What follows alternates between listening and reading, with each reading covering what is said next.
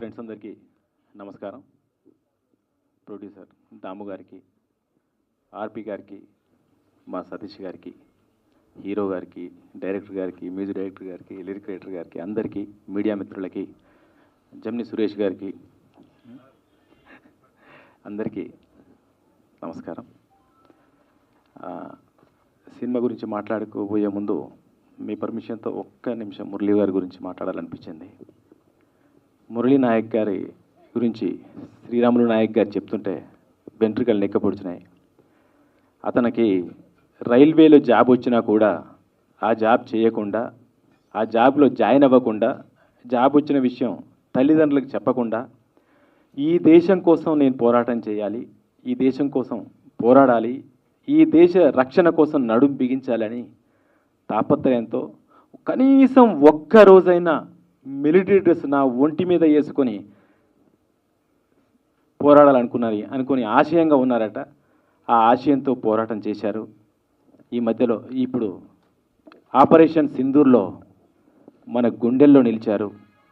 ఈ దేశాన్ని కాపాడిన హీరోగా నిలబడ్డారు. అమ్మ మీరు చెప్పారు నా కొడుకు మా మధ్యలో లేడు అని. మీ కొడుకు మన మధ్యలో లేకపోవడం కాదు, భారతదేశంలోని మహిళ నుదుట సింధూరం ఉన్నన్ని రోజులు మీ కొడుకు జీవించి ఉంటాడు.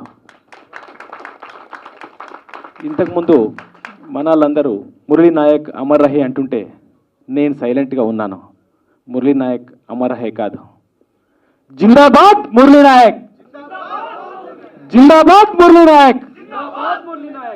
నా సినిమాలో యోధులమర యోధులకి జిందాబాద్ అని రాయించుకున్న సుధార్ అశోక్ గారితో. ఎందుకంటే వాళ్ళు ఎప్పుడూ చనిపోరు, వాళ్ళ దేహం లేకపోవచ్చు కానీ వాళ్ళ ఆత్మ, వాళ్ళ త్యాగం, వాళ్ళ పోరాటం, వాళ్ళ అణువణువు ఆలోచించిన విధానం మన మనుషుల్లో మనం బతుకున్నంతకాలం, ఈ సృష్టి ఉన్నంతకాలం ఉంటుంది. కాబట్టి వాళ్ళు ఎప్పుడూ జిందాబాదే, జిందాబాద్ నినాదాలతో వెలుగొందాల్సిందే. అమ్మా అలాంటి కొడుకుని కన్నా మీ జన్మ ధన్యం. మీరు ధన్యులు కాబట్టే, మీరు కారణ జన్ములు కాబట్టే మరో కారణ జన్ముడికి జన్మనిచ్చారు. Thank you so much. ఇంకా సినిమా విషయానికి వస్తే, సినిమా ఇప్పుడు ఎవరో చెప్పారు చిన్న సినిమా అని. ఇది అసలు చిన్న సినిమా కాదు, పెద్ద సినిమా. ఇందులో చిన్న సినిమా అని చెప్పుకోవడానికి ఏముంది నాకు అర్థం కాలేదు. అందరూ సక్సెస్ఫుల్ టెక్నీషియన్స్. మొన్ననే కథలెన్నో చెప్పిన పూర్ణాచారి, చైతన్య ప్రసాద్ గారు, తర్వాత మా కాసర్ల శ్యామ్ మంచి టెక్నీషియన్స్.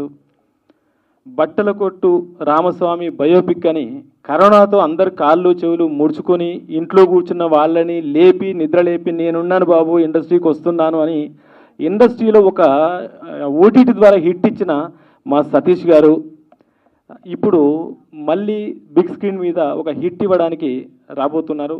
నో డౌట్ అద్భుతం జరగబోతోంది, అద్భుతం జరగబోతోంది. సార్ ఏదో ఉంది మీలో. అందుకనే ఇన్ని రోజులు 7 Hills అని గూగుల్ చేస్తే వెంకటేశ్వర స్వామి కనిపించేవాళ్ళు.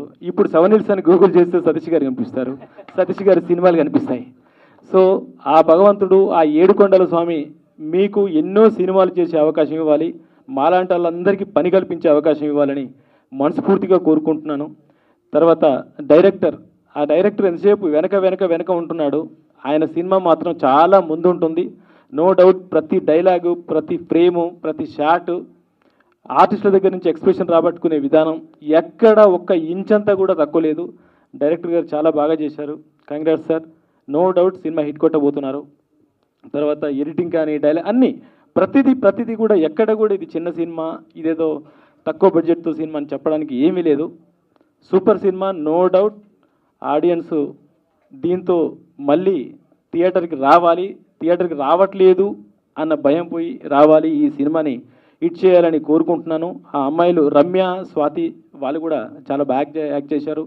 తర్వాత ఇక్కడ ఉన్న ఆర్టిస్టులు భద్రం గారు, ఇలా అందరూ వెళ్ళని ఆర్టిస్టులు, ఎవరు కూడా తెలియని వాళ్ళు కాదు, ఏదో ఇప్పుడు ట్రై చేస్తున్న వాళ్ళు కాదు. అందరూ సక్సెస్ఫుల్ ఆర్టిస్టులు, టెక్నీషియన్స్ పనిచేశారు. కాబట్టి సినిమా మంచి విజయం సాధించబోతుంది అనిపిస్తుంది. నెక్స్ట్ బాబులకు బాబు మన గౌతమ్ బాబు. ఆయన సోలో బాయ్ అని వచ్చాడు కానీ ఇంతమంది తమ్ముళ్ళ హృదయాలను ఆల్రెడీ గెలిచేశాడు.